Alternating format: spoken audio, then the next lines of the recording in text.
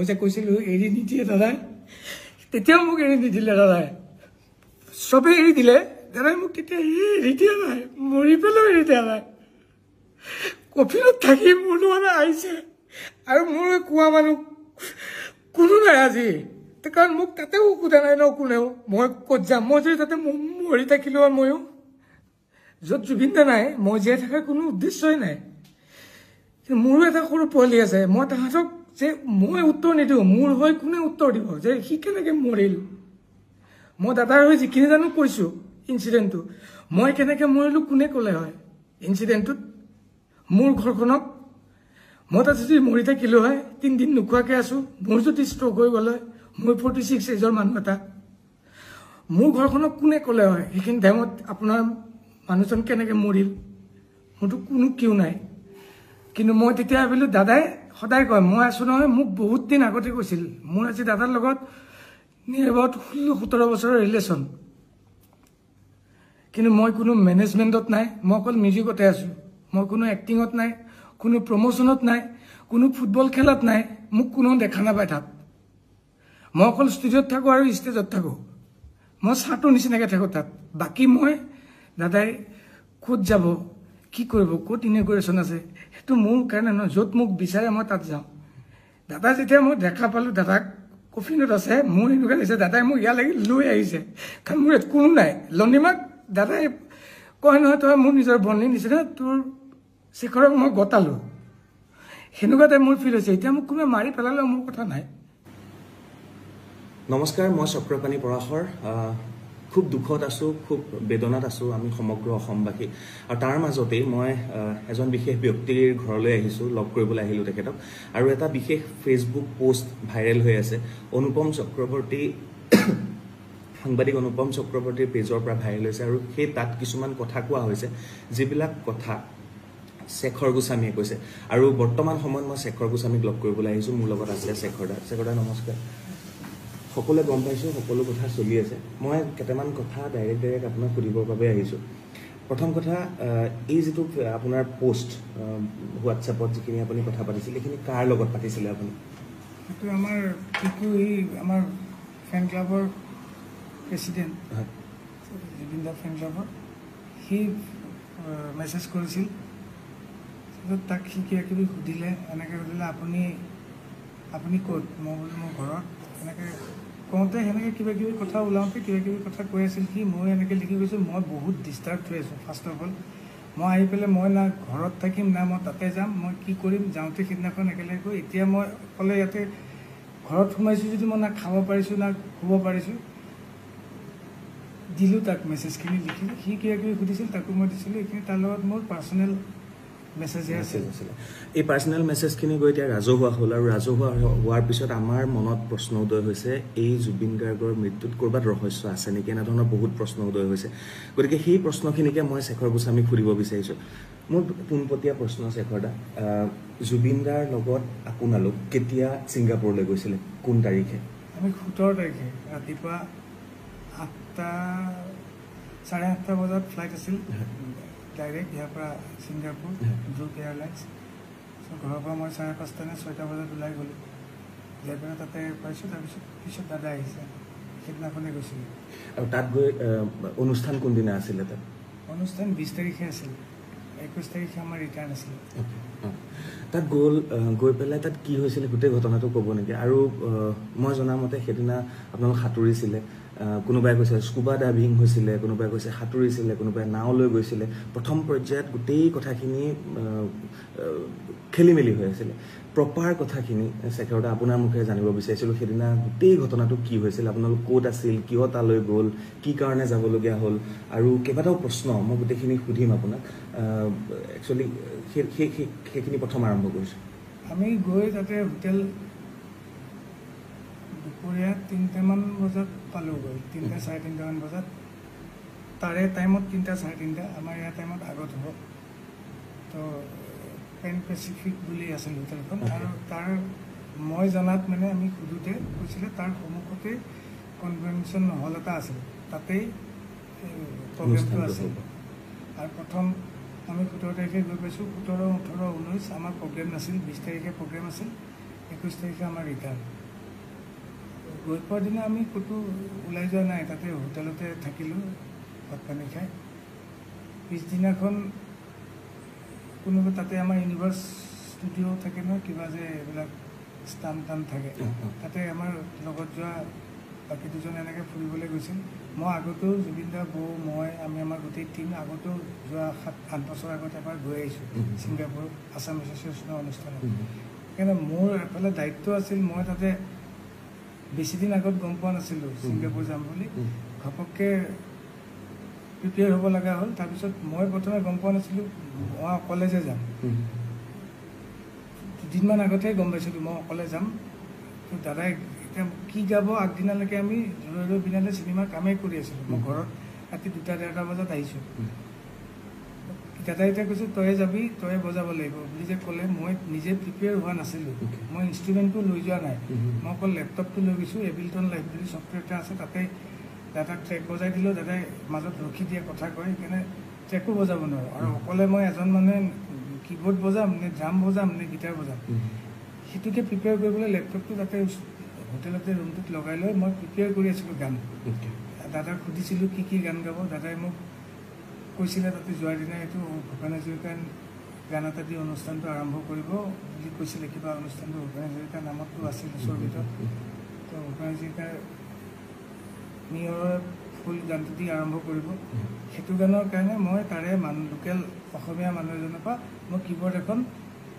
বিচাৰিছিলোঁ তেওঁ আনি মোক হোটেলত দিছিল হোটেলত মই কীবৰ্ডখন লৈ মই কৰ্ড লাইনখিনি ওলাই আছিলোঁ আৰু দাদাক পাৰিলে দাদা খোৱাৰ পৰা উঠিলে এবাৰ ৰুমলৈ আহিলে দাদাক এবাৰ বহি পেলাই দুয়োটাই চাম দাদাকো কৈ থৈছিলোঁ দাদাক কৈছোঁ হ'ব তাতে আমি 3 দিন থাকিম নহয় তাতে চাই ল'ম হৈ যাব বেছি গান গাব নালাগে 2-3টা গান গাম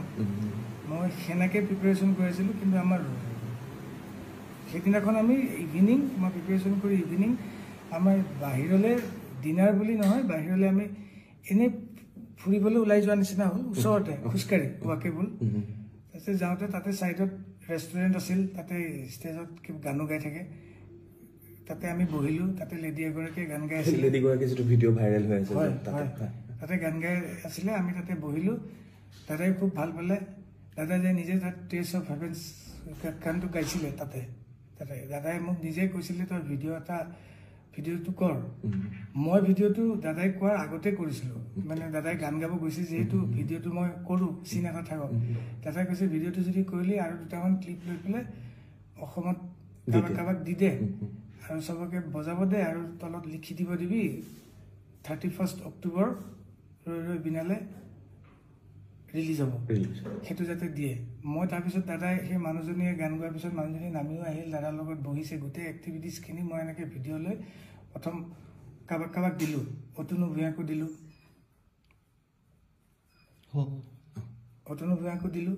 অতুনু দাক তাৰপিছত মই লিখিও দিছিলোঁ সেইটো যে দাদাই কৈছে ফাৰ্ষ্ট আপোনাকে দিছোঁ এনেকৈ কৈ বজাব দিছে বহুত ভালকৈ গ'ল টাইমটো 2 ঘণ্টামান সময় ধুনীয়াকৈ গান গালে দাদা বহুত হেপী আৰু সেই মানুহজনীকো মাতিছে নিজৰ কৈছে কি মোৰ কালি এটা অনুষ্ঠান আছে আপুনি কালি নহয় পৰহিলে আপুনি যদি পাৰে আহিব সেই প্ৰগ্ৰেমটোৰ কাৰণে সেই গানৰ অনুষ্ঠানটোৰ কাৰণে কোন গৈছিলে তাতে জুবিন দাৰ লগত মানে সেই যে খোজকাঢ়ি যে ওলাই গৈছিলে আপোনালোক আমি গোটেইকেইজন আমি 5জন আমি জুবিন দা মই সিদ্ধাৰ্থ সন্দীপন জুবিন দাৰ ব্ৰাদাৰ কাজিন ব্ৰাদাৰ আৰু আমাৰ লগত যোৱা ফিমেল ছিংগাৰ অমৃত প্ৰভা মহন্ত আমি 4জন আছিলোঁ আৰু আছাম এছ'চিয়েশ্যনৰ তন্ময় দা বুলি যোনজন তেওঁলোক আছাম এছ'চিয়েশ্যনৰ তেওঁ আমাৰ লগত গাইডত আছিলে তাৰপিছত আপোনালোক তাৰপৰা ঘূৰি আহিলোঁ আহি হোটেলত ডিনাৰ কৰিলোঁ কৰি পেলাই শুলোঁ আপোনালোকৰ ৰুম বেলেগ জুবিনদাৰ ৰুম বেলেগ আপোনাৰ ৰুম বেলেগ 33 ফ্ল'ৰ আৰু আমাৰ মোৰ আৰু সিদ্ধাৰ্থৰ ৰুমটো আছিল 30 নম্বৰ ফ্ল'ৰ আৰু সন্দীপনৰ ৰুমটো আছিল 24 নম্বৰ ফ্ল'ৰত আৰু গোটেইকেইটাৰ ফ্ল'ৰত আমাৰ যাবলৈ এক্সেছ নাছিল মই মোৰ কাৰ্ডখন দি অকল মোৰ ফ্ল'ৰতহে যাব পাৰোঁ ডিনাৰলৈ আহিব পাৰোঁ আৰু ওপৰলৈ যাব পাৰোঁ কিন্তু বাকী ফ্ল'ৰত এক্সেছ নাই দাদাও আহিব নোৱাৰে আমিও যাব নোৱাৰোঁ কিন্তু পিছত তলত লগ হৈ আমি একেলগে নিজৰ ফ্ল'ৰত যাব পাৰোঁ কিন্তু নিজে মন কৰিলে যাব নোৱাৰোঁ তাৰপিছত আহি শুলোঁ দাদা অকলে আছিলে তাত দাদা অকলে আছিল দাদা অকলে আছিল দাদাৰ ৰুমত মোৰ লগত সিদ্ধাৰ্থ আছিল সন্দীপন অকলে আছিল এনেকৈ আহি ডিনাৰ কৰি খুলো খালি দাদাই কৈছিলে কাইলৈ আমাৰ প্লেন এটা আছে কিবা সাগৰত যাব কি বুলি কয় এখন জাহাজখন তাতে জাহাজ নহয় ডাঙৰ ইয়াক বুলি কয় ইয়াক এখন বুক কৰিছে ইয়াকত আমি ফুৰিব যাম সেইটো 19 তাৰিখৰ কথা 18 তাৰিখৰ কথা কিন্তু 19 তাৰিখৰ প্লেন ওকে 18 তাৰিখে ৰাতি কৈছিল আমি এই ঘূৰি পকি প্ৰগ্ৰেমটোৰ পৰা অহাৰ পিছত তাৰপিছত আমি কিছু হ'ব তাৰপিছত ৰুমত যাই খুলো কেইটা বজাত যাম ৰাতিপুৱা যাম যেতিয়া উঠিম যাম তাৰপিছত দাদা উঠোতে দেৰিয়ে হয় আমাৰো উঠোতে দেৰি হৈছে 12:30 বাজি গৈছে 1টামান বজাত তলৰ পৰা আমাৰ আছাম এছ'চিয়েশ্যনৰ তন্ময়দা তাৰপিছত অভিমন্যু দা বুলি দাদা এজন আছে তেওঁলোক আহি ৰখি আছিল গাড়ী লৈ তেওঁলোকে মাতিছে তললৈ আহিছোঁ অলপ পিছত দাদাও আহিছে সন্দীপন আহিল সিদ্ধাৰ্থ আহিল অমৃত বাবাও আহিল তেওঁলোকে গাড়ী এখন বুক কৰি আমাক লৈ গৈছে তাৰপৰা 10 মিনিটছ ডিষ্টেঞ্চ তেতিয়া মানে 1:15-1:30মান বাজিছে আৰু তাতে যাই অলৰেডি যিখন ক'লো ইয়াক এখন বুকে হৈ আছিল তাতে উঠিলোঁ এখন বুক কোনে কৰিছিলে তাতে আছাম এছ'চিয়েশ্যনৰ মানুহে চাগে বুক কৰিছিল সেইটো মই ইমান গম নাপাওঁ সেইটো আমাৰ জুবিন দাই জানে জুবিন দাই তেওঁলোকৰ লগত কোঅৰ্ডিনেটৰ আছিল তাতে গ'লোঁ তাতে উঠাই আমাক লৈ গ'ল আমি আধা ঘণ্টা 40 মিনিটমান সময় গ'লোঁ পানীত যাই পেলাই এটা জেগা থাকে তাতে চবেই যাই পেলাই ইয়াকখন ৰাখি তাতে নামি পেলাই তাতে কিছুমান পানীত এক্টিভিটি আছে সাঁতুৰিব কোনোবাই কিবা বোট চলাব এইবিলাক চলাব পাৰে দাদাই কৈ যাই আছিল তোক চুইমিং শিকাইছোঁ তাতে নামিব পাৰিবি নাই মই সাগৰতটো ভয় লাগে কৈছে সাগৰত ভালে সাগৰত তোক নুডুবাই লুণীয়া পানী তোক উঠাই দিব আৰু ঢৌচৌ নাই তাৰপিছত তাতে আমি যাই পোৱাৰ পিছত আমাৰ কষ্টিমো নাছিল তেনেকুৱা হাফ পেণ্টটো আছিল হাফ পেণ্টটো পিন্ধি গেঞ্জিটো খুলি এই জেকেটটো পিন্ধি তাতে পানীত নামিলোঁ দাদাও এবাৰ নামি পেলাই সাঁতুৰিলে অকণমান খুব বেছি 2 মিনিট 3 মিনিট সময় সাঁতুৰিছে তাৰপিছত এবাৰ লাইফ জেকেটটো খুলি পেলাইও সাঁতুৰি পেলাই লগে লগে উঠি আহিল মই উঠি অহা নাছিলোঁ আমি গোটেইকেইটাই উঠি অহা নাই আমি আপোনালোক 5জনেই গৈছিলে তাত নহয় তাতে আছাম এছ'চিয়েশ্যন আৰু ইয়াৰ পৰা যোৱা 5জনেই আছিলে আৰু আছাম এছ'চিয়েশ্যনৰ বাকীখিনি আছিল আমি 3টা নামিছোঁ সন্দীপ মই সিদ্ধাৰ্থ আৰু আছাম এছ'চিয়েশ্যনৰ 2-এজন নামিছে দাদা এবাৰ নামিল উঠি গ'ল তাৰপিছত আমি তাতে আছোঁ এক্টিভিটিজ কৰি আছোঁ ছাইডত আইলেণ্ড এটা আছে 50 মিটাৰমান দূৰত কোনোবাই ইচ্ছা কৰিলে আইলেণ্ডটোতো সাঁতুৰি পেলাই যাব পাৰে তাৰপিছত এনেকৈ তাতে কোনোবা এটাই ক'লে তাতে যাম নেকি মই যাব পাৰি কিন্তু মই সেনেকুৱা চুইমাৰ নহয় মই এনেকৈ চুইমিং কৰি যাব নোৱাৰোঁ চব গ'লে ময়ো যাম সেনেকুৱা টাইপ আৰু বহুত দূৰত নহয় ওচৰতে মই পানীতে আছোঁ পানীত থাকোঁতে মই তাতে ফ্ল' কৰি থাকোঁতে দাদা ওপৰতে বহি আছে কিন্তু তেতিয়া নাই আমাৰ পানীত নাই দাদা কেতিয়া নামিল সেইটো মই গম নাপাওঁ কিন্তু মই পানীত থাকোঁতে মোক ওপৰৰ পৰা এজনে ক'লে এই দাদা গৈছে অলপ চাবা জেকেট পিন্ধা নাই তেতিয়া মই এনেকৈ চালোঁ দাদা দেখোন আহি আছে এইফালে জেকেট চেকেট পিন্ধা নাই সাঁতুৰি আহি আছে মই ভাবিলোঁ দাদাই সাঁতোৰাত কিন্তু খুব ভাল দাদাই শিকাইছে সঁচাকৈ আজি 10 বছৰ আগত বেংগলোৰৰ হোটেল এখনত শিকাইছিল দাদাই মোক সাঁতুৰিবলৈ মই সাঁতুৰিবলৈ শিকিছোঁ যদি সেনেকুৱা সাঁতোৰ নহয় মোৰ এনেই পানীত থাকিলে অলপ ভাল লাগে কিন্তু দাদাই সাঁতুৰি আহোঁতে মই দাদাক ক'লোঁ দাদা নালাগে আহিব ইমান দূৰ বিকজ দাদা ভাগৰি যাব মানুহটো ইমান হাৰ্টত অলপ জোৰ পৰে কৈ আছোঁ যদিও মানা নাই দাদাই কথা শুনা নাই আপোনালোকৰ কথা শুনা নাই তথাপি বহুতবাৰ কোৱাৰ পিছত বুজি পাই পেলাই মই একদম লগত ওচৰত আছোঁ দাদা ঘূৰি দিলে ঘূৰাৰ পিছত মই কৈছোঁ অ'কে ঘূৰিছে যেতিয়া আমি ৰিটাৰ্ণ পাৰলৈ নহয় মানে বোটখনলৈ যাম ঘূৰিয়ে দাদাই অকণমান সময় এনেকৈ ফ্ল' হৈ গ'ল মানুহজন হাত চাত এনেকৈ দিয়া নাই ভৰি মাৰা নাই মই বোলো কি মানুহে সাঁতুৰি থাকোঁতে এনেকৈ অলপ কেতিয়াবা ৰখি দিয়ে ন সেইটো হ'ল নেকি 1 ছেকেণ্ডমান হোৱাৰ কাৰণে মই বোলো বেছি টাইম ৰখিছে বুলি মই তলৰ পৰা মইতো টিউবটো পিন্ধি আছোঁ মই তলৰ পৰা এনেকৈ দাদাক ফ্ল' কৰি উঠাই দিলোঁ দাদা ডুবি যোৱা নাই খালি মুখখন এনেকৈ তললৈ কৰি আছিল সেইটো পানীত আমি সাঁতুৰিলে এনেকুৱা হয় মই উঠাই দিওঁতে দাদা এনেকৈ দি পেলাই মুখেদি এনেকৈ বগা পানী আৰু নাকেদি বগা পানী অলপ ওলাই গ'ল ওলাই যাওঁতে মই ভয় খাই গ'লোঁ তাৰপিছত তেতিয়া দাদাই এনেকৈ চাইছেও চাই পেলাই বমি কৰি দিলে অকণমান বমিটোত অলপ বিয়েৰ গুণাইছে বিয়েৰ খাইছিল অকণমান পৰ্ক এক পিচ খাইছিল ওপৰত তেওঁলোকে বনাই নিছিল সেই পৰ্ক পিচ টাইপ ওলোৱা নাই য়েল্ল' টাইপ ওলাইছে মই চাগে এতিয়া চাগে ক্লিয়াৰ হৈ যাব মানুহজনৰ কিবা এটা চৰচনি খোৱাৰ নিচিনা হ'ল চাগে পানীত পৰিলে যিটো হয় তাৰপিছত মই তেওঁক দাঙি ধৰি আছোঁ কিন্তু তেওঁৰ যোনটো এফৰ্ট এজন মানুহক উঠাই দিলে এটা এফৰ্ট থাকে ন মই উঠাইহে ধৰিছোঁ মই তেওঁক ওচৰত লৈ থকা নাই পানীত মই জাষ্ট ডুবিব নোৱাৰাকৈ তেওঁ যিহেতু টিউব পিনা নাই মই এনেকৈ ধৰি আছোঁ তেওঁ কিন্তু নিজৰ এফৰ্টটো নাই যেনেকৈ মই উঠাই দিছোঁ এনেকৈ দিলে ইফালে হালি গ'লে ইফালে হালি যায় ইফালে হালি গ'লে ইফালে হালি যায় সন্মুখত দিলে সন্মুখত হালি যায় তেতিয়া মই চিঞৰি দিছোঁ চিঞৰি দিওঁতে তেতিয়া সন্দীপনো আছিল পানীত সন্দীপনো গৈ পালে চিধাতে বোট এখন চলাই আছিল বোটৰ পৰা নামি সিও গৈ পালে ওপৰত থকা আমাৰ যিখন বোট চলাইছিল পাইলটজন তেওঁ জাপ মাৰি দিলে পানীত জাপ মাৰি পেলাই 10 ছেকেণ্ডৰ ভিতৰত তেওঁ গৈ পাইছে আৰু এখন সৰু এই কিবা এইটো কি কয় মানুহে যোনে বহি পেলাই এক্টিভিটিজ কৰে আৰু পানীত টিউব টাইপ ডাঙৰ বোট টাইপ সেইখন লৈ গৈছে তাতে দাদাক উঠাই দিলে আৰু সন্দীপ আৰু চিধাত অলপ ওখ সিহঁতে মূৰটোত ধৰি পেলাই দাদাক এনেকৈ পানীত মূৰটো নপৰাকৈ এনেকৈ ধৰি আছে আৰু পাইলটজনে টানি লৈ গুচি গ'ল বোটলৈ আমি পিছে পিছে আহি আছোঁ আহি পেলাই ওপৰত উঠাই দাদাক তাতে শুৱাই পেলাই চিপিআৰটো দিছে এনেকৈ দি থাকোঁতে এই পাইলটজনে দিছে আৰু সন্দীপ নিজে পুলিচ অফিচাৰ সি জানে সিও কিবা মুখেদি এনেকৈ চাক কৰি দিছে মই দাদাৰ হাত ভৰিখনত মালিচ কৰি আছোঁ গৰম কৰিবলৈ পানীত কিন্তু আধা মই ডুবি আছোঁ মালিচ কৰি আছোঁ তেনেকৈ আমি 15 মিনিটমান সময় কৰিছোঁ তাৰপিছত তেওঁলোকে কোনোবাই ফোন কৰিছিল কিবা কোনে কাক কি ফোন কৰিছে মই এইটো নাজানো তাৰপিছত অলপ পিছত পুলিচ আৰু এম্বুলেঞ্চ টাইপ পানীতে জাহাজ লৈ আহিল এবাৰ তেওঁলোক আহি পেলাই তেওঁলোকে চিপিআৰ দিছে আৰু ই যিহেতু জানে বুলি ক'লে সন্দীপক কৈছে কি তুমি মুখেদি কিবা পাম্প কৰে এনেকুৱা সেইটো কৰিব দিছে সেনেকৈ মোটামুটি আধা ঘণ্টা 40 মিনিট সময়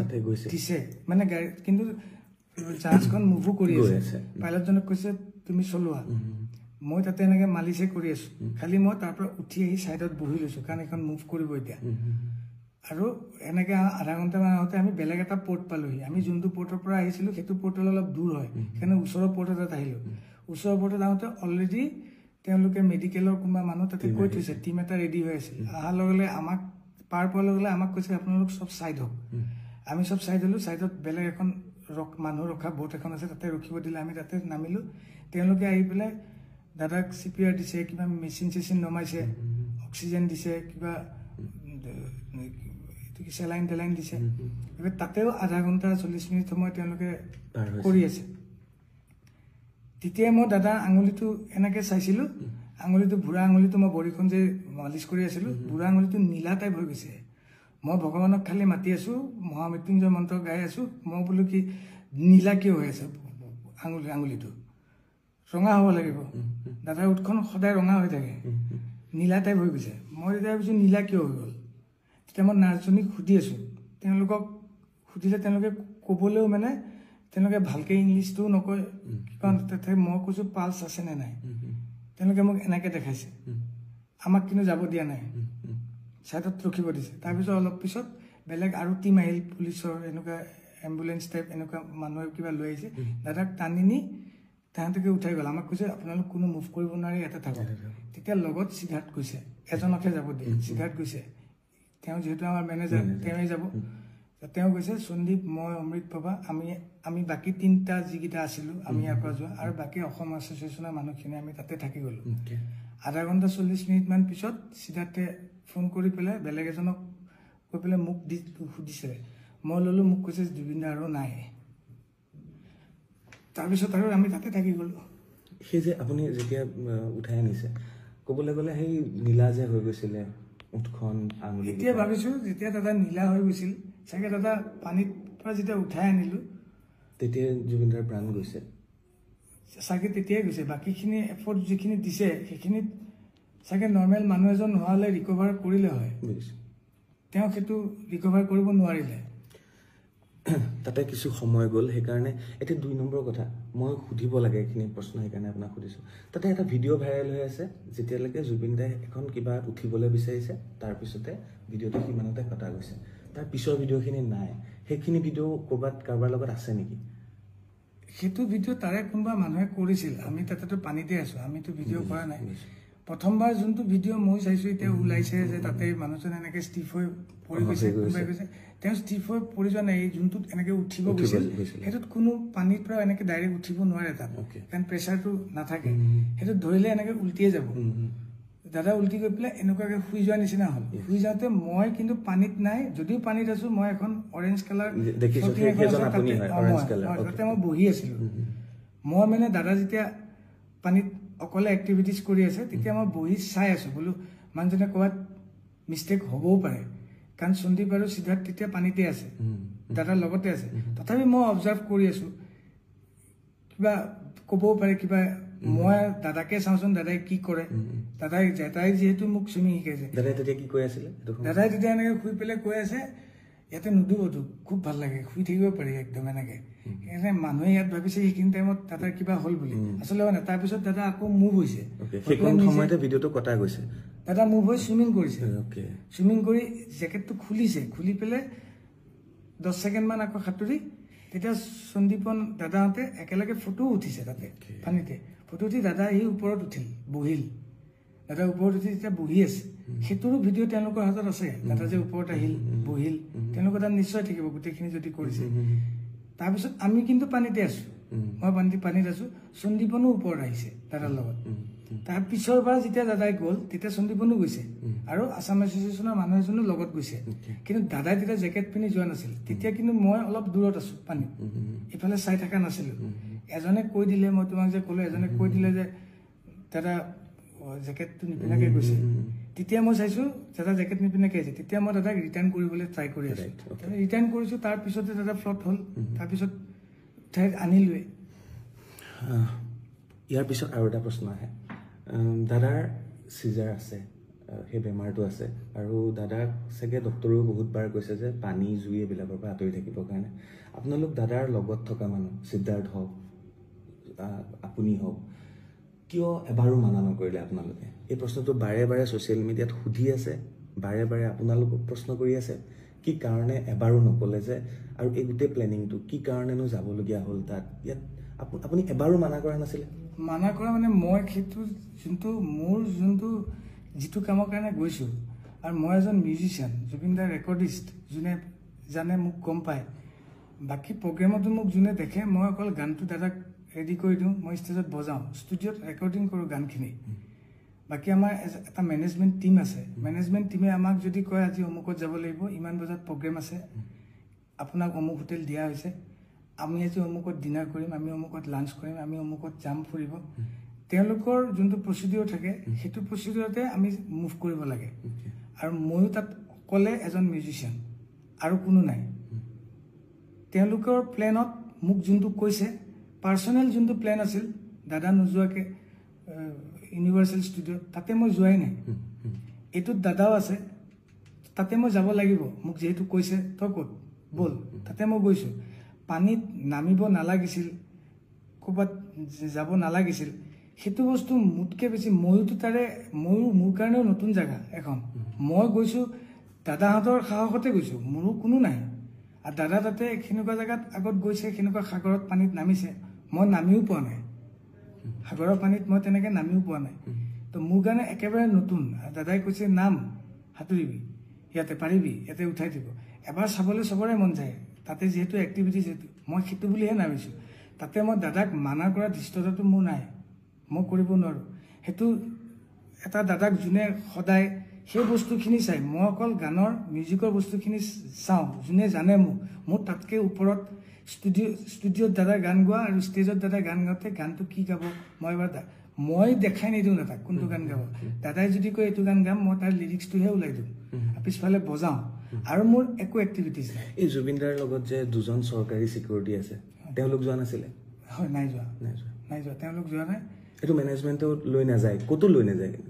মানে অসমৰ বাহিৰত গ'লে ক'তো লৈ নাযায় নেকি অসমৰ বাহিৰত গ'লে তেনেকুৱা তেওঁলোক অকল অসমতে নেকি বাহিৰত সেনেকে যাব না কেতিয়াবা যায় আমি কলিকতা প্ৰগ্ৰেম কৰিব গ'লে বহুত দিন বৰাদা গৈছে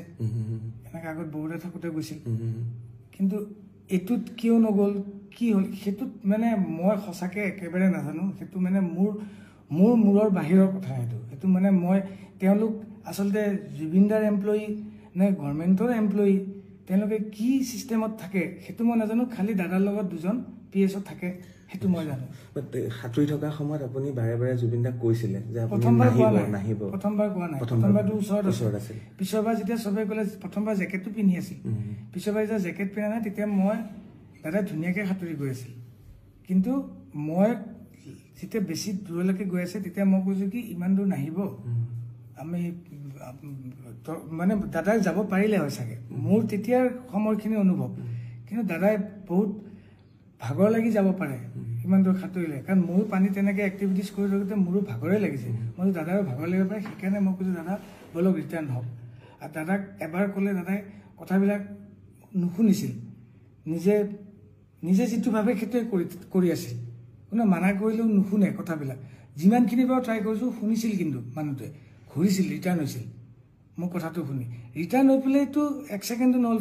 ফ্ল' হৈ গ'ল তেতিয়া মই ধৰি পেলাই উঠা তাৰপিছততো মই চিঞৰি দিলিঙত আহিল চবেই আছে তেতিয়া উঠাই দিলোঁ তাৰপিছতেতো হ'ল কথাটো সেইখিনিয়ে কথা শুনিবলৈও ভয় লাগিছে মোৰ মানে আপুনি যেনেকৈ কৈ গৈ আছে ভাবিয়ে ভয় লাগিছে প্ৰথম কথা তাৰপিছত আপোনালোকক পুলিচৰ এটা যিটো প্ৰক্ৰিয়া সেইটো হ'ল তাৰপিছতে আপুনিও জুবিনদাৰ লগত একেলগে আহিলে সেই কাহিনীখিনি আপুনি ক'ব লাগিব আমাক তাৰপিছত তাতে মোটামুটি 10-12 ঘণ্টা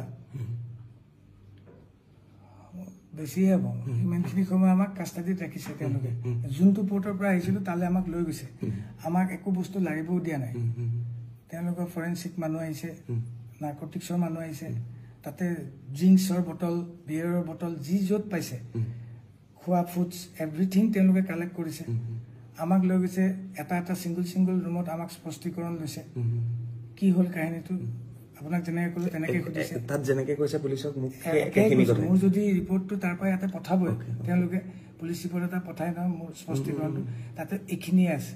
খালি একজেক্ট টাইমটো গোটেই খেলি মেলি টাইমটো মানে ইয়াত এটা টাইম তাত এটা টাইম তাৰ টাইমত আমি এতিয়া তাত উঠা ফটোখনত চাব লাগিব কোনটো টাইম আছিল সেইটো টাইম মতে ক'ব লাগিব তেওঁলোকে প্ৰপাৰ টাইমটো গম পাব তাৰপিছত আমাৰ কাৰণে গোটেইখিনি সুধি 12-15 ঘণ্টা তাৰপিছত তাতে জেৰা কৰাৰ পিছত তাৰপিছত আমাক দাদাই কি মেডিচিন খায় মোক সোধা কুৱেশ্যনটো মোক যোনটো কুৱেশ্যন সুধিছে মই নাজানো সিদ্ধাৰ্থক কোনটো কুৱেশ্যন সুধিছে সন্দীপনক কোনটো কুৱেশ্যন সুধিছে অমিত প্ৰভাক কোনটো কুৱেশ্যন সুধিছে বাকীখিনি মানুহক কি কুৱেশ্যন সুধিছে মোক সোধা মানুহজনে মোক সুধিছে তেওঁ সোধা মানুহজনে তেওঁ সুধিছে মোক সুধিছিল জুবিনদাই ড্ৰিংকছ লয় নেকি মই কৈছোঁ লয় তাৰপিছত কৈছোঁ জুবিনদাই ড্ৰাগছ লয় নেকি মই কৈছোঁ নলয় স্মোক কৰে নেকি মই কৈছোঁ নকৰে তেওঁ বেয়া পায় তেওঁ কিবা মেডিচিন লয় নেকি তেওঁৰ বেমাৰৰ মই কৈছোঁ মেডিচিন লয় কি মেডিচিন লয় মই কৈছোঁ মই সেইটো নাজানো খালি জানো মেডিচিন লয় তেওঁৰ কিবা আগত হিষ্ট্ৰী আছে নেকি মই কৈছোঁ চিজাৰ আছিল চিজাৰ আছে 5 টাইমছ মান হৈ গৈছে চিজাৰ 2017-18 মানৰ পৰা আছে পাছ এইখিনি তাৰপিছত আৰু গোটেই কাহিনীটো এনেকৈ সুধিছে সেইখিনি ভিত্তিত তেওঁলোকে আমাক হোটেলত লৈ গৈ হোটেলত দাদা থকা ৰুমটো টোটেল নাৰ্কটিক্সে চেক কৰিছে কৈ পেলাই তাতে যি মেডিচিন পাইছে সেই মেডিচিনখিনি তেওঁলোকে লৈ আহিছে আহি পেলাই তেওঁলোকে ৰিপৰ্টত নিশ্চয় লিখিব আৰু সেই মেডিচিনটো কি মেডিচিন খায় কোনটো মেডিচিন কিহৰ খায় সেইটো মই নাজানো একেবাৰে সঁচাকৈ ভগৱানৰ শপত মই একেবাৰে নাজানো সেইটো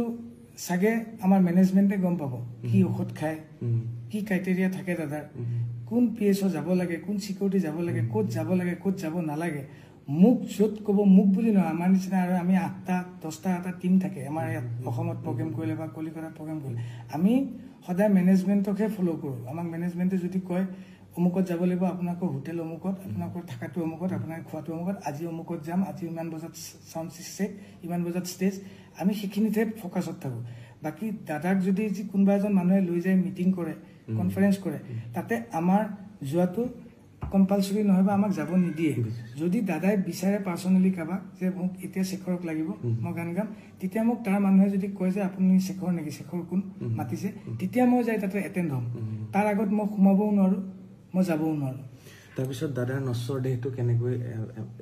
তাৰপিছত হস্পিটেলত আপুনি কেনেকৈ আহি দাদাৰ লগত একেলগে যিহেতু আপুনি গুৱাহাটী পালে হস্পিটেলৰ পৰা যিহেতু ৰিজাল্টটো দিলে তাৰপিছত এতিয়া তাতে এক্সামিন হ'ব কিন্তু পোষ্টমৰ্টম কৰাৰ কথা নাছিল আমাক তাতে গোটেই চেক কৰাৰ পিছত জেৰা কৰাৰ পিছত কিবা ৰিপৰ্ট এটা ওলাইছে তেওঁলোকে NOC দিব লাগিব নহ'লে আমাক তাতে কিবা যদি সাসপিচিয়াছ পালে হয় তেওঁলোকে তাৰ পৰা NOC নিদিয়ে ছিংগাপুৰ গভৰ্ণমেণ্টে মই জানাত তাৰপিছত তেওঁলোকে NOC দিলে দিয়াৰ পিছত এতিয়া আমি বডিটো মানে দাদাক আমি ৰিচিভ কৰিব লাগিব সেইটো আমি কফিনত লৈ ৰিচিভ কৰিব লাগিব কফিনটো ক'ত কিনিছে কোনে হস্পিটেলতে আমি সিলেক্ট কৰিছো আমাক কৈছে যে গাড়ীখন কি হ'ব লাগিব আমি হিন্দু গাড়ী বুলি কৈছিলো সিটাতে কৈছিলে আৰু কফিনটো কি কালাৰ হ'ব সিটাতে মোক কৈছে কোনটো কালাৰ হ'লে ভাল হ'ব চাওক দাদা কফি কালাৰটো ভাল পায় কফি কালাৰে কফিন এটা তাতে বুক কৰিছিলো আৰু কেস্কেট কোম্পানী বুলি এটা কোম্পানী আছে তেওঁলোকে আমাক আহি দিল্লীত ইণ্ডিয়ান এম্বেচিক সমজাই দিব আৰু আমাৰো মই জানাত তেতিয়া তাৰে এম্বেচিৰ মানুহ আহি পেলাই কৈছে আপোনালোকৰ টিকেটটো আমাৰ এম্বেচি ফালৰ পৰা হ'ব তাৰপিছত আমি তাতে দাদাক লৈ পেলাই তেওঁলোকে গাড়ীখনত উঠাই ল'লে তাৰপিছত আমাক কিন্তু আৰু ওচৰত যাব দিয়া নাই আমাক ডাইৰেক্ট কৈছে আপোনালোকে ইমান টাইমত এয়াৰপৰ্টত আহিব এয়াৰপৰ্টত আমি আপোনালোকক লগ ধৰিম দিল্লীতহে আপোনালোকক গতাম তাৰপিছত আমি আহি আকৌ এয়াৰপৰ্টত ৰখিছোঁ এয়াৰপৰ্টত তেওঁলোকে দাদাক উঠাইছে আমাকো উঠালে দিল্লী এয়াৰপৰ্টত নামিলোঁ নামাৰ পিছত আমাৰ দিল্লী এয়াৰপৰ্টত টাৰ্মিনেল 3ত নামাৰ পিছত আমাৰ ইয়াতে CM আৰু আমাৰ পবিত্ৰ মাৰ্ঘেৰিটা দাদা তেওঁলোক আছিল এটা লঞ্চ আছিল চাইডত তাতে লৈ গ'ল দাদাক ভিতৰে নিছে আমিহে বাহিৰত আছোঁ যাওঁতে আমি 3টা আছিলোঁ 3টাই গ'লোঁ দাদাৰ লগত আমি 3টাই আহিছোঁ তাৰ পৰা অমৃত প্ৰভা অহা নাই তাই পিছদিনা আমাৰ অলৰেডি টিকেট আছিলেই তাৰপিছত আমি তাতে ৰখিলোঁ তাৰপিছত CM দাদাকটো ভিতৰত লৈ গ'ল তেতিয়া ভিতৰৰ পৰা মানুহ এজনে সুধিছে সন্দীপন গাৰ্গ কোন সন্দীপন গাৰ্গ দাদাৰ কাজিন ব্ৰাদাৰ সি কৈছে কি মই আপুনি ভিতৰত যাওক ময়ো গ'লো লগত মোক কৈছে কি আপুনি যাব নোৱাৰে আপুনি কোন মই শেখৰ জ্যোতি গোস্বামী না আপোনাৰ নাম নাই ইয়াত অকল 1 man allowed মই হ'ব ৰখিও তাৰপিছত বাহিৰতে ৰখি থাকিলোঁ CM আহিল CM সোমাই গ'ল তাৰপিছত পবিত্ৰতাক চিঞৰি পেলাই মই মাতিছিলোঁ পবিত্ৰতা মই কি কৰিম মই ক'ত যাম মোক পবিত্ৰতাই অলপ ৰখি পেলাই মোক ক'লে কি তই আসাম ভৱন যা তাতে থাক পিছত কথা পাতিম মই আসাম ভৱন যাম তাৰপিছত মই কেতিয়া ঘৰত যাম মইতো দাদাৰ লগত আহিছোঁ মইতো দাদাৰ লগত যাব লাগিব আজিলৈকে য'ত গৈছোঁ বাহিৰত মই লণ্ডন গৈছোঁ মই ডুবাই গৈছোঁ য'ত গৈছোঁ গুৱাহাটী যাওক ক'বা দাদাৰ লগত যাম দাদাৰ লগতে আহিম আমাৰ ৰুলটো সেনেকুৱা খালি অসমত প্ৰগ্ৰেম কৰিলে দাদাৰ গাড়ীখন বেলেগকৈ থাকে মই বাহিৰৰ দেশত না মোৰ তাৰ কাৰেঞ্চি আছে হাতত মোৰ অকল পাছপৰ্টখন আছে না মোৰ টিকেট আছে মোৰ একো নাই মই গুৱাহাটীলৈ অহাৰ মোৰ কোনো টিকেট নাই একো নাই চ' মই এতিয়া কাক সুধিম দাদাও নাই দাদা কফিনৰ ভিতৰত আছে মই কাক সুধিম তেতিয়া মই সিদ্ধাৰ্থক সুধিলোঁ সিদ্ধাৰ্থ মই ক'ত যাম তেওঁ মোক ক'লে আপুনি গুৱাহাটী যাব নোৱাৰে আপুনি দিল্লীত থাকিব লাগিব নহ'লে শ্বিলং যাব লাগিব কলিকতাৰ পৰা আমি শ্বিলং যাম মই যে এইটো কিয় হ'ব মই কিয় শ্বিলং যাম মই কিয় দিল্লীত থাকিম মই ঘৰত যাম আজি দাদা নাই দাদা থাকিলে মোক চাগে কিবা এটা ক'লে হয় চবকে ই যাব লাগিব মোক কোৱা মানুহ কোনো নাই এজন মোক চাইড কৰি নি একেবাৰে ৰাস্তাটো বাহিৰ পোৱালে কেনেকৈ প্ৰট'কল আছে CM আহিছে মই অকল চুটকেছটো লৈ 3 দিন একো খোৱা নাই মই তাতে ৰখি পানী বটল এটা এজন চিকিউৰিটি আনি দিলে পানী বটলটো লৈ মই ৰখি আছোঁ মই কি কৰিম মোৰ ভাবি পোৱা নাই মোবাইলত 2% চাৰ্জ আছে আৰু মোৰ হাতত কাৰেঞ্চি নাই মই বোলো মই দিল্লীত নাথাকোঁ আৰু মই শ্বিলং নাযাওঁ মোৰ যিয়ে হ'ব মই গুৱাহাটীত যাম মোৰ এটা সৰু 4 বছৰীয়া পোৱালি আছে মোৰ এজনী ঘৈণী আছে মোৰ মা আছে বিধৱা মা আৰু মোক বচাব পৰা মানুহ ইয়াত কোনো নাই মোক যে কোনোবাই পিক আপ কৰিব মোক গুৱাহাটীৰ পৰা কোনো এটা কল কৰা নাই কোনো এটা মেছেজ কৰা নাই কোনো একো কোঅৰ্ডিনেশ্যন কৰা নাই সিদ্ধাৰ্থে কথা পাতি আছে গুৱাহাটীত কাৰোবাৰ লগত কথা পাতি আছে কিন্তু মোৰ লগত কোনো কথা নাই মই পাৰফেক্ট সঁচা ৰিজাল্টটো মই পোৱা নাই আচলতে মই কিয় যাব নালাগে গুৱাহাটী মই কেতিয়া যাম মোক ইফালে ঘৰৰ পৰা মিছেছে মোক মেছেজ কৰি আছে তুমি ক'ত কেতিয়া আহিবা কি হ'ল মই কি ক'ম তাৰপিছত মোৰ মানস দাই মোক ফোন কৰিলে মানস ভাগৱতী ইণ্ডিপেণ্ডেণ্ট ফোন কৰি মানস দাক মই কানি ক'লোঁ তেতিয়া মই যাত্ৰা মই এতে আছোঁ মই একো চিনি নাপাওঁ মই এতিয়া টাৰ্মিনেলতো ভিতৰতো নাই বাহিৰত আছোঁ লঞ্চ এটাত লঞ্চৰ ভিতৰতো নহয় ৰাস্তাত আছোঁ মোৰ না টিকেট আছে না মোৰ হাতত পইচা আছে মই দাদাকটো পঠাই দিলোঁ মই এতিয়া ক'ত যাম তেতিয়া তেওঁলোকে মোক কৈছে তই আহিব লাগিব গুৱাহাটী তোক টিকেট কাটি দিওঁ তেওঁলোকে মোক এয়াৰ ইণ্ডিয়া ফ্লাইটৰ টিকেট এটা কাটি দিলে 20 মিনিটমানৰ ভিতৰত মোৰ হাতত টিকেটটো আহোঁতে মই সিদ্ধাৰ্থক ক'লোঁ সিদ্ধাৰ্থ মই কাকো চিনি নাপাওঁ এতিয়া মই এতিয়া গুৱাহাটী যাম মই দাদাকটো পঠালোৱে দাদাকটো লৈ গ'ল মই পিছৰ ফ্লাইটখনত হ'লেও মই এতিয়া যিখন ফ্লাইট দিছে সেইখন ফ্লাইটত মই গুৱাহাটী যাম মোক যিয়ে হওক মই যামেই সি কৈছে আপুনি যি কৰে মই নাযাওঁ মই দিল্লীত থাকিম মই যেতিয়া তাক এৰিলোঁ তাক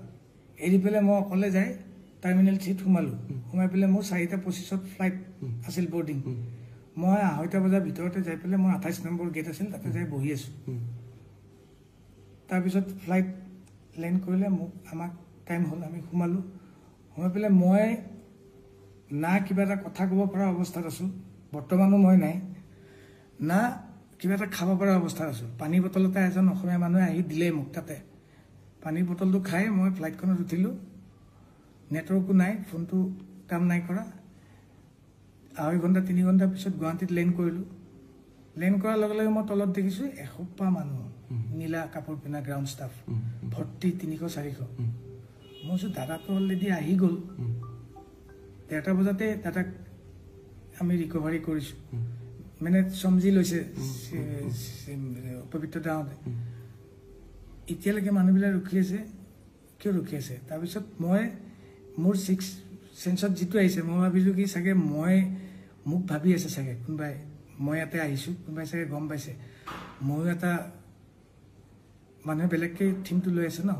মোকে এটেক কৰিব চাগে এতিয়া সেইকাৰণে ৰখি আছে মই ঠিক আছে মৃত্যু যদি মোৰ ইয়াতে লিখা আছে হ'ব মই কিন্তু তাতে বাই ফৰ্চলি মই নিজে যাম বুলি ফুৰিবও যোৱা নাই ইভেন মই আগদিনালৈকে মিছেছক কৈ আছোঁ মোৰ যাবলৈ মন নাই মোৰ গাটো ভালো নাছিল আগদিনালৈকে টোপনি ক্ষতি মোৰ যি আছে পুলিচ চাকোতে সন্মুখত দেখিলোঁ পবিত্ৰদা আৰু সন্দীপন ফাৰ্ষ্ট ছিটত মই অবাক তেতিয়া মই ইহঁতে ইয়াত কেনেকৈ আহিল এইখনতো মই নিজে টিকেট কাটি অহা ফ্লাইট তেওঁলোকতো তাতেই গ'ল লঞ্চত মইতো সোমোৱাও দেখা নাই মইতো গেটতে আছোঁ 28 নম্বৰ গেটত তাহাঁতে ভিতৰৰ দি সোমাইছে পিছত মই সন্দীপনে মোক কৈছে কি আপুনি ইয়াতে নেকি মই কৈছোঁ মই ইয়াতেতো টিকেট কাটি আহিছোঁ আপুনি পিছত আহিব এতিয়া নাহিব এই বুলি কৰি তেওঁলোক নামিল তেতিয়া মই ভাবিছোঁ চাগে দাদা ইয়াতে আছে পিছত চালোঁ ছাইডত দাদাৰ কফিন লৈ যাই আছে ৰঙা কাৰ্পেট পাৰি তেতিয়া মোৰ এটা মানে নিশ্বাসৰ এটা চকু পানী ওলাইছে যে দাদাই মোক লাষ্টটো এৰি নিদিলে মই যে কৈছিলোঁ এৰি নিদিয়ে দাদাই তেতিয়াও মোক এৰি নিদিলে দাদাই চবেই এৰি দিলে দাদাই মোক তেতিয়া এৰি দিয়া নাই মৰি পেলাও এৰি দিয়া নাই কফিনত থাকি মোৰ মানে আহিছে আৰু মোৰ কোৱা মানুহ কোনো নাই আজি কাৰণ মোক তাতেও সোধা নাই ন কোনেও মই ক'ত যাম মই যদি তাতে মৰি থাকিলোঁ আৰু ময়ো য'ত জুবিন দা নাই মই জীয়াই থকাৰ কোনো উদ্দেশ্যই নাই মোৰো এটা সৰু পোৱালি আছে মই তাহাঁতক যে মই উত্তৰ নিদিওঁ মোৰ হৈ কোনে উত্তৰ দিব যে সি কেনেকৈ মৰিল মই দাদাৰ হৈ যিখিনি জানো কৈছোঁ ইনচিডেণ্টটো মই কেনেকৈ মৰিলোঁ কোনে ক'লে হয় ইনচিডেণ্টটোত মোৰ ঘৰখনক মই তাত যদি মৰি থাকিলোঁ হয় 3 দিন নোখোৱাকৈ আছোঁ মোৰ যদি ষ্ট্ৰক হৈ গ'ল হয় মই 46 এজৰ মানুহ এটা মোৰ ঘৰখনক কোনে ক'লে হয় সেইখিনি টাইমত আপোনাৰ মানুহজন কেনেকৈ মৰিল মোৰতো কোনো কিয় নাই কিন্তু মই তেতিয়া ভাবিলোঁ দাদাই সদায় কয় মই আছোঁ নহয় মোক বহুত দিন আগতে কৈছিল মোৰ আজি দাদাৰ লগত নিয়েৰ 16-17 বছৰৰ ৰিলেশ্যন কিন্তু মই কোনো মেনেজমেণ্টত নাই মই অকল মিউজিকতে আছোঁ মই কোনো এক্টিঙত নাই কোনো প্ৰমোশ্যনত নাই কোনো ফুটবল খেলত নাই মোক কোনো দেখা নাপায় তাত মই অকল ষ্টুডিঅ'ত থাকোঁ আৰু ষ্টেজত থাকোঁ মই চাহটোৰ নিচিনাকৈ থাকোঁ তাত বাকী মই দাদাই ক'ত যাব কি কৰিব ক'ত ইনগ্ৰেশ্যন আছে সেইটো মোৰ কাৰণে নহয় য'ত মোক বিচাৰে মই তাত যাওঁ দাদা যেতিয়া মই দেখা পালোঁ দাদাক কফিনত আছে মোৰ এনেকুৱা লাগিছে দাদাই মোক ইয়ালৈকে লৈ আহিছে কাৰণ মোৰ ইয়াত কোনো নাই লণ্ডিমাক দাদাই কয় নহয় তই মোৰ নিজৰ বন্ধুৰ নিচিনা তোৰ শেখৰক মই গতালোঁ সেনেকুৱা টাইপ মোৰ ফিল হৈছে এতিয়া মোক কোনোবাই মাৰি পেলালেও মোৰ কথা নাই মোক যেতিয়া সন্দীপনহঁতে ক'লে যে আপুনি নামি নাযাব, মই তাতে ফ্লাইটতে ৰখিলোঁ। কিন্তু ফ্লাইটৰ এটা চিষ্টেম থাকে, এয়াৰ হোষ্টেছে কৈ আছে ইউ আৰ লাষ্ট পেচেঞ্জাৰ, আপুনি বাহিৰত যাব লাগিব। মই গ'লে মোক কোনোবাই মাৰি দিব নেকি? মই কৈছোঁ মাৰিলেওতো উপায় নাই, মই যাব লাগিব। মই গ'লোঁ, তেতিয়া মোৰ ভাইটি দুজনমান তাতে আছিল। সিহঁতে মোক কৈছে কি তই বাহিৰত ওলাই নাহিবি, ভিতৰতে কোনোবা এটা জেগাত বহ, মাস্ক এখন পিন্ধি ল। মোৰ হাতত মাস্কো নাই, আৰু মই এনেকৈ আহিছোঁ এতিয়া, মই এটা ভিক্টিম, মই কিবা এটা ডাঙৰ অপৰাধ কৰি আহিছোঁ। যাওঁতেতো মোক লৈ গ'ল, আহোঁতে দাদাই লৈ আহিছে তলত থাকি নিজে শুই শুই। কিন্তু মই এতিয়া মানুহৰ ওচৰত মই এটা চুৰ টাইপ, মই ওলাব লাগিব, মাস্ক পিন্ধি ওলাব লাগিব। মোৰ মাস্কো নাই হাতত। আহি পেলাই এয়াৰপৰ্টৰ ভিতৰত এখন ফাৰ্মাচী থাকে, তাতে গ'লোঁ মাস্ক এখন কিনিবলৈ। যিহেতু ভাইটিহঁতে কৈছে, মইতো বাহিৰৰ চিটুৱেশ্যনটো নাজানো কি হৈ আছে, সিহঁতে গম পায়। মই কৈছোঁ মই পিন্ধি লোৱাটো ভাল। কিনিব গৈছোঁ, দোকান নাই, ফাৰ্মাচিষ্ট নাই, এখন দোকানত এটা মানুহ নাই, এটা পুলিচ নাই, এটা চিকিউৰিটি নাই, চব দাদাৰ ওচৰত। গোটেই এয়াৰপৰ্ট খালী। মই বাহিৰতো ওলাব নোৱাৰোঁ। মই ভিতৰতে ফাৰ্মাচীখনৰ ভিতৰতে চুটকেছটো লৈ অকলে ৰখি আছোঁ। বহুত দেৰি মূৰত ফাৰ্মাচিষ্ট এজন আহিল, কৈছে কি লাগে? মই কৈছোঁ মোক মাস্ক এখন দিয়ক। মই মাস্ক এখন পিন্ধি তাতে মই 2 ঘণ্টা সময় বহিলোঁ ভিতৰতে। তাৰপিছত মোৰ দাদাক যেতিয়া লৈ পেলাই চব প্ৰচেছনটো গুচি আহিল, তেতিয়া মোক ভাইটিহঁতে লৈ আহি মোক ঘৰত থৈছে। তেতিয়াবা মই এনেকৈ আছোঁ। এতিয়া মই তাতে যাবও পৰা নাই। এতিয়া যাবনে তালৈ? মই কেতিয়াবা যাব বিচাৰি আছোঁ। মই দাদাক ইয়াত কেনেকৈ থাকে? মই ৰাতি 2টা বজাত মাতি দিয়ে। কোনোবাই যদি জানে, নাজানা মানুহকতো মই বুজাব নোৱাৰোঁ। মোৰ ঘৰৰ মানুহে ক'লেও এতিয়া ভুল কথা কোৱা হ'ব, মই চিম্পিটি ল'বলৈ একো কথা কোৱা নাই। মোক যেতিয়া মাতি দিয়ে, মোৰ পোৱালীৰ অসুখ থাকে, জ্বৰ থাকে, মই তেতিয়াও গুচি যাওঁ। দাদাই বৰষুণ দিলে, ধুমুহা আহিলেও মই গুচি যাওঁ। দাদাই এই কষ্ট আহিলে মোক গানটো বজাই দিয়ে এবাৰ, মই শুনো। আজি মোক সেনেকুৱা কোৱা মানুহ কোনো নাই। তোৰ লগত মই সদায় আছোঁ, মোক সদায় এটা সাহস দিয়ে। বহুতে বহুত কথা ক'ব, নুশুনিবি, মই তোৰ লগত আছোঁ। আজি তেওঁৱেই নাই, মোৰ লগত কোন আছে? মোৰ সৰু 4 বছৰীয়া পোৱালিটো আৰু মোৰ মিছেছ, তেওঁলোকে একোৱেই নাজানে এইটো কথা। মোক জানে, জুবিনদাৰ লগত তেওঁ গৈছে, জুবিনদাৰ লগত আহিব। আজি যদি মই ইমান জাৰ্ণি কৰিছোঁ, ৰাস্তাত যদি কোনোবা দিনা মোৰ এক্সিডেণ্ট হৈ মোৰ মাজত এক্সিডেণ্টটো হৈছিল। আমি পাঠশালা প্ৰগ্ৰেম যাওঁতে গাড়ীখন মৰিবলৈ ওলাইছিলোঁ। তেতিয়াওতো মোৰ ঘৰৰ মানুহে ইয়াতেই আছে ন, সেনেকেই প্ৰগ্ৰেমো কৰিছোঁ। কিন্তু মোৰ যোনটো ডিউটি মই সেইটো কৰিছোঁ। মোৰ দেউতা ঢুকাইছে, 3 দিনৰ দিনা দাদাৰ প্ৰগ্ৰেম আছিল, তাতো লৈ গৈছোঁ, মই তাতো গৈছোঁ। আৰু মোৰ একো নাই কৰিবলৈ। এতিয়াতো মোৰ একোৱেই নাই। এতিয়া মই তাতো বোলে যাব নোৱাৰোঁ। মোৰ চিটনিং আছে, মোক কোনোবাই মাৰিব, মই বোলে ভিক্টিম। মোক চবে কৈছে তই নাযাবি, নোলাবি। মই ঘৰৰ পৰা দৰ্জাখন খুলি বাহিৰত যাব নোৱাৰোঁ। তেতিয়া পিকুৱে মোক যেতিয়া মেছেজ দিছিল, তেতিয়া মই তাক মোক ক'ব লগাখিনি মই তাক ভাই বুলি মই তাক মেছেজত ৰিপ্লাই দি আছিলোঁ। মই নাজানো এইটো ভুল হ'ল শুদ্ধ হ'ল, মই একো নাজানো। মই তাক ক'ম, মই চোৰৰ নিচিনা ৰুমৰ ভিতৰত সোমাই থাকিব মই নোৱাৰোঁ। দাদাৰ চব হৈ যাব অন্ত্যেষ্টিক্ৰিয়া, মই তাৰপিছত মানুহৰ ওচৰত যাম। মই কি বুলি লৈ যাম? মই কাৰ ওচৰত যাম? মোক কোনে একচেপ্ট কৰিব? তাৰপিছত মোকতো কোনে একচেপ্ট নকৰে। মই এতিয়া কি কৰিম? মই এতিয়া আপোনালোকৰ থ্ৰুদি মই অসমৰ ৰাইজক সুধোঁ, মই কি কৰিব লাগিব এতিয়া? মই এতিয়া অসমৰ ৰাইজক ক'লোঁ এইটো কথা যে প্ৰত্যেকখন বিহু মঞ্চ, প্ৰত্যেকটো অনুষ্ঠান জুবিন গাৰ্গৰ কাষতে ড্ৰাম, কীবৰ্ড, এই সকলোবিলাক বাদ্যযন্ত্ৰ বজাই পেলাই থকা মানুহজনে হৈছে শেখৰ গোস্বামী। শেখৰ গোস্বামী এতিয়া আহি ঘৰত এনেকৈ সোমাই থাকিবলগীয়া হৈছে। যিজন শেখৰ গোস্বামীয়ে পিতৃ ঢুকোৱাৰ পিছতো 3 দিনৰ পিছতে জুবিন গাৰ্গৰ লগত গৈ পেলাই তেখেত সংগত কৰিছিলে। যিজন শেখৰ গোস্বামীয়ে এক্সিডেণ্ট প্ৰগ্ৰেম কৰিবলৈ যাওঁতে গাড়ী এক্সিডেণ্ট হওঁতে হাতত বেণ্ডেজ লৈ আকৌ গৈছিলে প্ৰগ্ৰেম কৰিবলৈ, সেইজন শেখৰ গোস্বামী জুবিন গাৰ্গৰ লগত ছিংগাপুৰলৈ গৈছিলে। তাৰ পৰা আহিলে, কি হ'ল গোটেই কথাখিনি তেওঁ ক'লে। আৰু ইয়াৰ পিছত এতিয়া তেওঁ ঘৰতে সোমাই আছে। কাৰণ এটাই যে জুবিনদাৰ অনুৰাগীয়ে বাৰে বাৰে প্ৰশ্ন কৰি আছে, কিয় শেখৰ গোস্বামী ডাঙৰীয়া, সিদ্ধাৰ্থ আৰু তেওঁৰ লগত যোৱা আটাইকেইজনে কিয়নো এবাৰলৈও জুবিন গাৰ্গক পানীলৈ যাবলৈ মানা নকৰিলে? কিন্তু বাৰে বাৰে কৈছিলে শেখৰ গোস্বামীয়ে যে মানা কৰিছিলে, জুবিন দাই নুশুনিলে, গুচি গ'ল। ভিডিঅ'টো আগবঢ়ালোঁ আপোনালোকৰ বাবে, কাৰণ